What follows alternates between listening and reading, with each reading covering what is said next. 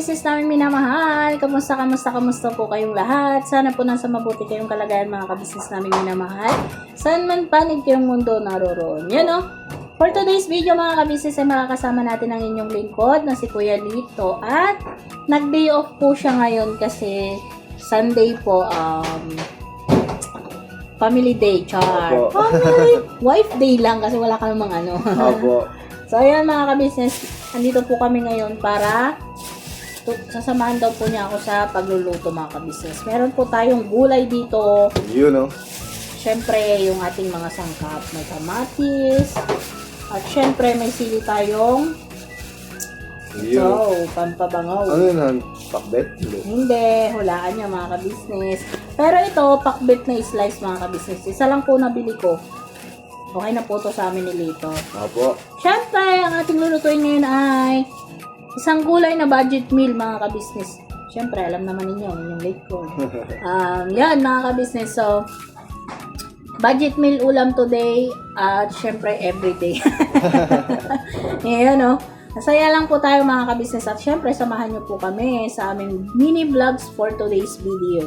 So, samahan nyo po kami habang nagkukwentuhan po tayo ay magre-ready po ako ng mga sangkap. So, yun. Bati ka muna ni. Nga pa mga ka-business namin minamahal, magandang araw po.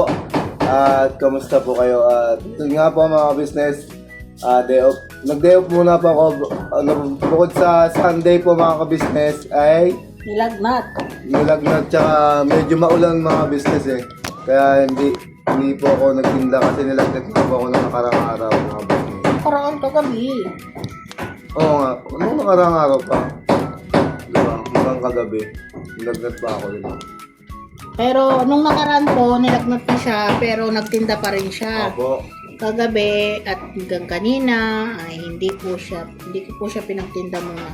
Pero para syempre makapagpahinga rin po ang inyong lingkod na si Kuya Leto. Opo, Kuya Leto. tsaka mga business may bagyo daw po kaya hindi niya ako kinayaang magtinda. Kasi maghapon lang naulan mga ka-business. Opo. Sabi ko, bawi na lang tayo sa susunod. Syempre, kahit sabihin mong makakabenta, alalahanin din po natin yung asawa natin. Kasi syempre, pag nagkasakit tulad niyan, mas mahirap, mas matagal po yung proseso or pagpapagaling, di ba po mga ka-business? Opo. So, pasensya na po pala kayo. Hindi nakita. Baka naririnig nyo yung yung nagpupuk. Nagre-repair lang po ng bubong sa kapitbahay mga ka-business. Pero syempre, naiintindihan po natin yun kasi syempre, para hindi naman mabasa yung nakatira doon. Opo. So, ayan mga ka-business, ayan. Marami-rami na rin po siya. Kasan ko na po siya. So, ang pakbet lulutuin mo? Yeah. Yun ang mga business oh. Ay, hindi! Ano ba? Basta, tapusin nyo mga ka-business hanggang dulo para malaman nyo kung ano yung ating lulutuin. Pero hindi po siya pakbet. Nga po pala mga business, mga naging kaibigan ko po sa aking pwesto po mga business. Binabati ko po si Darren po o Darren. Basta ikaw na po yun. Tsaka si James. Tsaka syempre si Nanay na nag-aasikaso po sa palagi po pag halimbawa po. Tinutulungan ka mag-ano ng mesa. Opo, katulad po bigla ang uulan. Paglipat ko po kasi lagi po yung nakaalalay sa akin.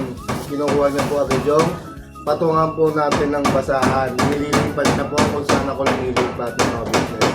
At saka syempre, mga business na mga iba pang natulong sa akin mga ka-business doon na nakikita po na nagsusumikap ang isang Kuya Lito kaya hindi po nila ako matiis na hindi tulungan mga business pag kailangan ko ng tulong. Yan po, shoutout po sa inyo lahat at alam ko pong nakasubscribe na po kayo sa akin at maraming salamat po sa pag-suporta niyo rin po sa YouTube channel ko namin mag-asawa at saka po sa pagtitinda ko po ng basahan dyan sa may pwesto po namin sa may palengke po.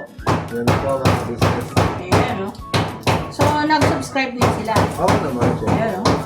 Salamat sa mga subscribers namin mga ka-business, sa mga bago at sa mga nauna po. Maraming salamat po sa inyong lahat.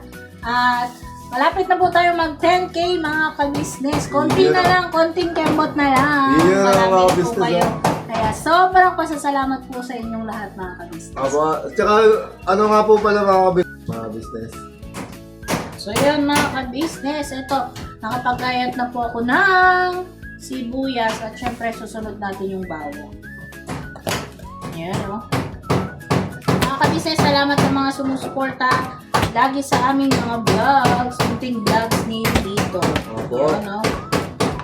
Maraming salamat po sa inyong lahat mga ka-business. Alam mo ba mga ka-business, pag ganitong lalo na pag nakikita ko na nagluluto si Vera, ay nagdabet pa lang niluluto. Parang nagugutom na ako mga business. Gugutom ka na ni? Oo, nagugutom na agad ako sa Sana po kasi mga business luto ni Vera po mga business. Uwe, maalat daw. Maalat. Hindi naman po mga business. Tama lang po. Maalat nga ni. Hindi nga marunong nga ni si Vera. Di ba mga ka-business? Trying hard lang po syempre. Kasi kahit di ka naman marunong mga ka-business, pag trinay mo ng trinay ay matututunan mo rin. Depende po talaga kung gustong matuto. Kung ayaw, maraming dahilan. Kung Opo. gusto, maraming paraan. Yes!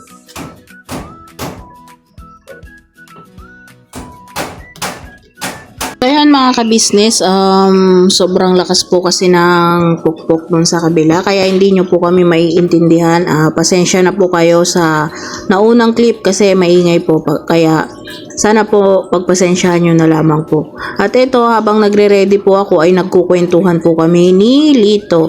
Kung wag nyo na lang pong papansinin yung nasa likod ni Lito sa may wheelchair kasi nandun po yung bag ni Lito at tinakpan ko po muna ng yung aking duster kasi nagpunas po kanina si Lito kasi nabutan siya ng ambon nung pumunta siya ng tindahan at bumili. So wag nyo na lamang pong pansinin. At ito po ang Kuya Lito nyo mga ka-business at humihikab na, inaantok na raw po kaya sabi ko matulog na muna doon habang nagluluto ako. Ito po pala mga ka-business at nagpapakulo po ako ng munggo. Opo, munggo po ang ating lulutuin for today's video mga ka-business. Munggo po na overload purong gulay. Yun. Kaya samahan nyo po ako mga ka-business, baka hindi pa po ninyo na-try to, tara po at samahan nyo po ako para ma-share ko kung ano yung lulutuin natin for today's video. Kaya tara po, okay na po pala, napakuluan ko na yung ating munggo, kaya eto naman at nagsalang na ako ng paggigisahan natin ng ating gulay. Baka po mapapansin nyo, yung kawaling sinalang ko po ay may mantika na po agad. Opo, may mantika na po agad kasi ito po yung pinagpirituhan ko ng ating homemade spam. So, yun mga ka-business, sana po supportahan nyo yung aking mga naunang vlog. Mayroon po tayong homemade spam doon. So, ito po tayo at magigisa na po tayo mga ka-business. Papainitin lang po natin saglit yung kawali na may mantika na po. At habang pinapainit ko po pala yung kawali na may mantika mga ka-business ay hinuhugasan ko na rin po yung mga ibang gulay nating sangkap, yung ating pakbet na gayat-gayat. So, wait lang po at igigisa na po natin. Ito po sibuyas bawang, pinagsabay ko na po siya agad mga ka-business. So, ganyan naman po lagi ang inyong lingkod mga ka-business at pinagsasabay ko ang sibuyas bawang para sabay na rin po silang maluto. Pero yung iba po, depende naman po at ito'y version naman ni Ate Vera, yung iba ay nauuna ang sibuyas, yung iba naman ay nauuna ang bawang. Pero ito po ay hindi naman sa pilitan, kung gusto lamang ninyong gayahin ay okay naman po itong pagsasabayin na yung sibuyas bawang para sabay na silang baluto o lumabas ang aroma. Tulad nga po din ng lagi kong ginagawa mga ka-business ay igigisa ko lamang po ito sa mahinang apoy para po lumabas ng kusa yung kanyang pagka-aroma para mabango po siya pag naluto na mga ka-business. So, antayin lang po natin mga ka-business. All throughout na po itong ating pagluluto para hindi naman po kayo mabitin or mainit. So, yan mga ka-business, halagaan lang po natin sa halo-halo. Yan. Sa mga natatakot po pala sa aking lutuan mga ka-business na baka daw matumba, huwag po kayong mag-alala mga ka-business at itong pinagpatungan ko ay matibay pa naman po. Ito po nilagay na po natin ang ating kamatis. Kasi po mga ka-business, kung itong kalan ko po ay inilagay ko rito sa ibabaw ng lababo ay mataas po, hindi ko na po siya mahalo. Kaya huwag po kayong mag-alala, matibay pa naman po itong upuan na pinagpatungan ko. So, iluto lang po natin, igisa lang po natin ng kaunti ang ating kamatis. So, ganyan po mga ka-business habang Nagluluto po ang inyong lingkod kung ano-ano po ang kinakalikot ko. Hindi ko na lang po napakita kasi itinutok ko na po yung aking cellphone sa lutuan para po makita nyo na actual yung ating pagluluto. So, ayan mga ka-business, malapit na po nating maluto yung kamatis. Mamaya-maya po ay maglagay na po na tayo ng ibang mga sangkap. Pag napakuluan naman na po yung ating munggo, ay saglit na lamang po itong ating lutong ito. Ang magpapatagal po lang to, sa menu natin na to ay yung ating munggo. Ang gastos ko po pala dito sa ulam natin for today's video mga kabisnes ay 60 pesos lamang po. 64. 30 po yung munggo, 20 po yung gayat-gayat na gulay. So 50 pesos. 10 pisong anong tawag nun, kamatis at syempre yung sili po ay 4 pesos. Yun lamang po at wala naman na po tayong ibang sahog kasi syempre tipid muna po tayo mga kabisnes. At gusto ko lang po palang magpasalamat dun sa naging concern sa aking kalan na baka matumba raw po. Thank you po sa inyong concern, ma'am. Thank you. Ma'am or sir, nalimutan ko na kung babae or lalaki po yung nag-comment. Basta, thank you very much po sa inyo. Sa inyong concern, maraming salamat po. At syempre, maraming salamat po sa lahat ng sumusuporta lagi kay Ate Bera at kay Kuya Lito, syempre. Eto po mga kabisnes, tinakpan ko po muna pala kanina para mabilis maluto ang ating kamatis. So, yan, haluin lang po natin at medyo lamog-lamog na po. Ang gusto ko po kasi dito sa kamatis ay lamog-lamog po talaga at para masarap. Ito po at maglalagay na po tayo ng bagoong. Opo, bagoong po ang ating pangtitimpla. Pero syempre, kukontrolin po natin para hindi naman magmukhang pakbet. So yan mga kabisnes, gigisa lang po natin ng kaunti para naman magisa-gisa yung ating bagoong. Napakabango po mga kabisnes, kung andito lang po kayo ay amoy nyo rin po sana. Pero balay nyo po, banda-banda riyan ay may pagluto ko rin po kayo balang araw. Wow, ang taas ng pangarap ng Ate Bera nyo mga kabisnes, diba? Pero malay nyo naman po at matupad yun. Ayun nangangarap ang inyong Ate Bera mga kabisnes. Pero malay, hindi naman po masamang mangarap, diba? So, patuloy lang po tayong mangarap mga kabisnes. Inilagay na rin po pala natin ang ating munggo. At magdadagdag po ako ng konting sabaw dyan kasi masarap po ngayon ang may sabaw na hihigupin mga kabisnes. Maulan po at syempre masarap ang maghigop ng sabaw. Kahit anong sabaw mga kabisnes, kahit sabaw pa yan ng munggo. So, tara po at dagdag po tayo ng konting sabaw. Dadagdagan ko pa po dyan. Nilagay ko na po lahat yung aking kinuhang nauna. So, papakuluin lang po natin ang papakuluin yan bago po tayo maglagay ng ibang mga sangkap. So, yan mga kabisnes, asbok na po sa kulo. So, tara maglalagay na po tayo ng mga ibang sangkap mga kabisnes. Haluin natin at ayan, medyo malapot-lapot na po kahit nagdagdag po tayo ng sabaw kanina. So, tara po mga kabisnes at maglalagay na po tayo ng ibang mga sangkap. Maglalagay lang po ako ng konting bechin dyan, syempre para may lasa naman bukod sa bagoong mga kabisnes. At syempre, lalagay na rin po natin ang may wagang sili mga kabisnes at papakuluan po natin ng isang beses yan bago po natin nilagay yung ibang gulay. So, yan mga kabisnes, mabango na po at nilagay na po natin yung sili. Yan. Papakuluin pa po natin ng konti yan mga kabisnes para medyo lumapot pa po. Masarap pa nga po sana to mga kabisnes kung may dahon pa ako ng malunggay or dahon ng ampalaya. Pero wala po kasi akong nakita kanina kahit sa palengke. Wala na po kanina mga kabisnes. Kaya, syempre ito, dumating na naman ang oras ng ating tingiman time. Okay na po daw yung lasa, sabi ng inyong lingkod. At syempre, lalagay ko na po yung ibang gulay. Diba po, overload gulay po tayo ngayon. So, okay lang po yan at masustansya po at masarap yan mga kabisnes. Papakuluan na lang po natin para maluto po ang ating mga ibang gulay na huling nilagay. So, ito na po, asbok na po ang ating gulay mga kabisnes. So, kita nyo po ba yan? Kung amoy nyo po napakabango at kung andito lang po kayo ay sabay-sabay na po sana tayong kakain. Pero syempre malayo po kayo ay ikakain na lang po namin kayo. Yan po, overload na ang ating gulay for today's video. Pwede rin po lagyan ito ng sahog. Charot. Pwede rin pong lagyan sa mga may gusto syempre. At ito na po, nakapagsandok na po ang inyong lingkod. Ito na ang ating gulay. At syempre ang mga kanin ng Kuya Lito at Ate Bera nyo mga kabisnes.